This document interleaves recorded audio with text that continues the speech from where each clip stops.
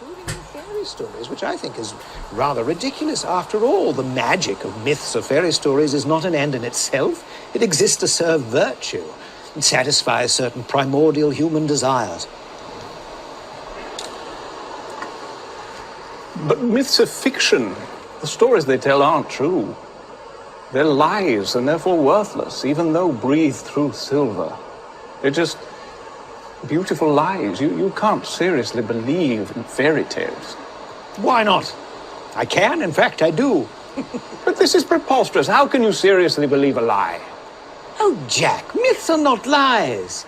In fact, they're the very opposite of a lie. Myths convey the essential truth, the primal reality of life itself. Go on.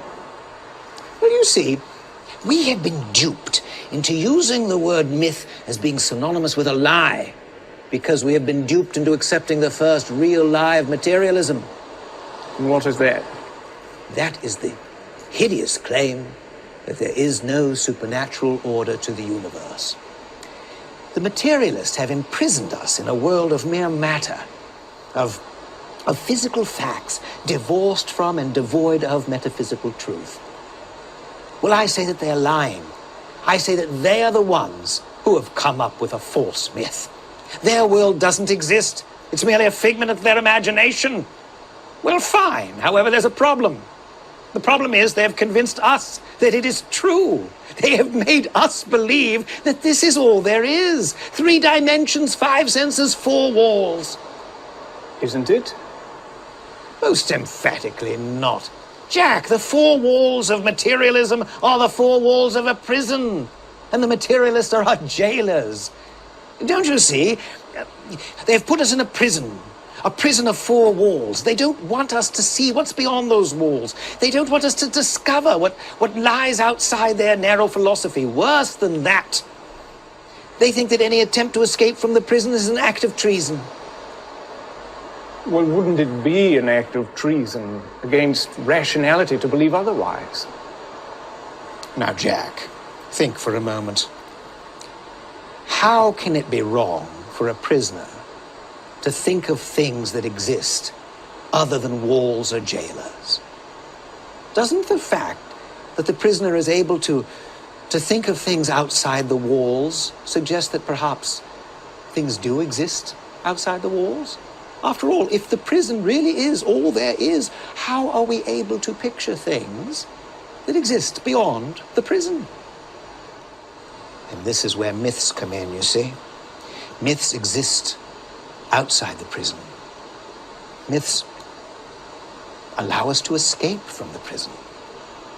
Or if we are not able to escape, at the very least, they allow us to catch a fleeting but oh so powerful glimpse of the beauty that lies beyond the walls.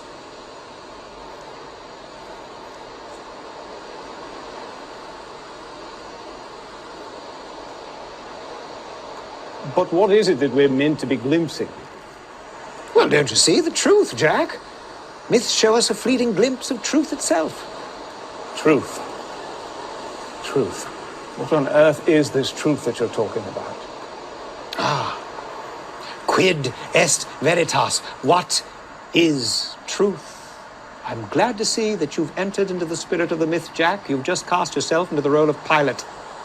Pilate? Oh, I see. You're able to believe in the lesser myths because you've already accepted the big one. Once you accept the big myth, the lie of Christ, it's easy to accept the smaller ones. All right, Tollers, I'll play the role of Pilate. I'll wash my hands of the whole nonsense.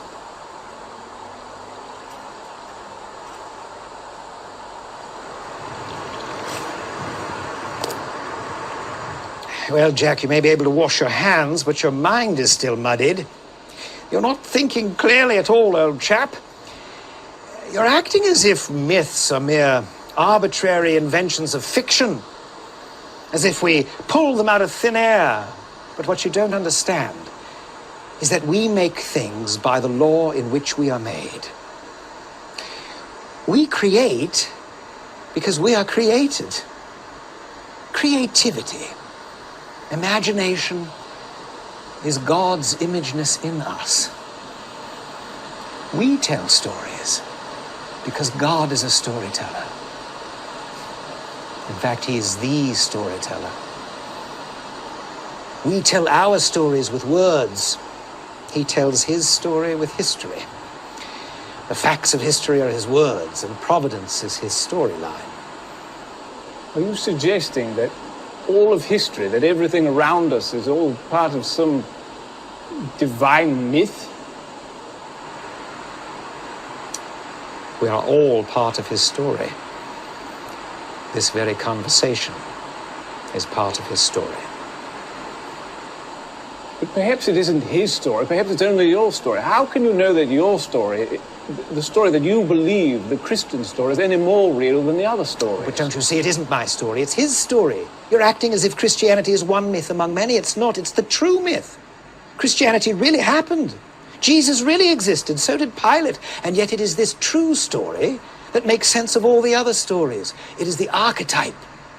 It is the story in which all the other stories have their source, and the story to which all the other stories point. It has everything. It has catastrophe and its opposite, what we might call eucatastrophe.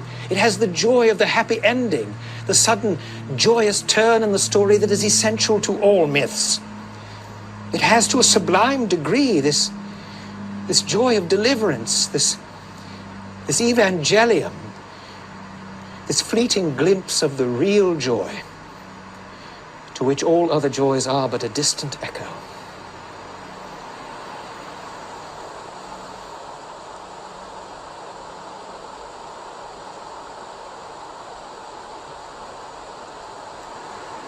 Tell us, what did you mean by catastrophe and eucatastrophe?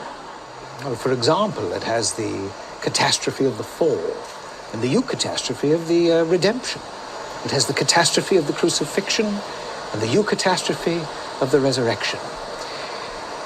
It has everything man's heart desires, because it is being told by the one who is the fulfillment of desire itself.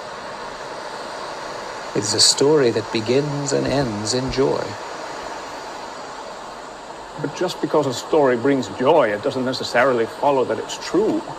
There are many joyful myths. They all seem rather flimsy to me and ring rather false.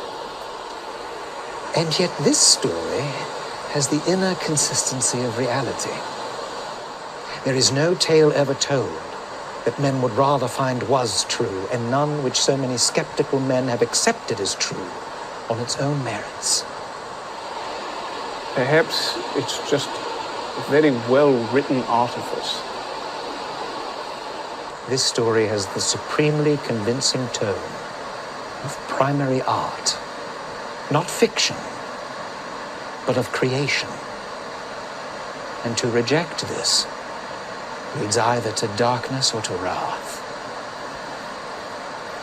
And in my own life, it has led me from darkness to light. Astonishing. Tolders, you astonish me. You absolutely astonish me.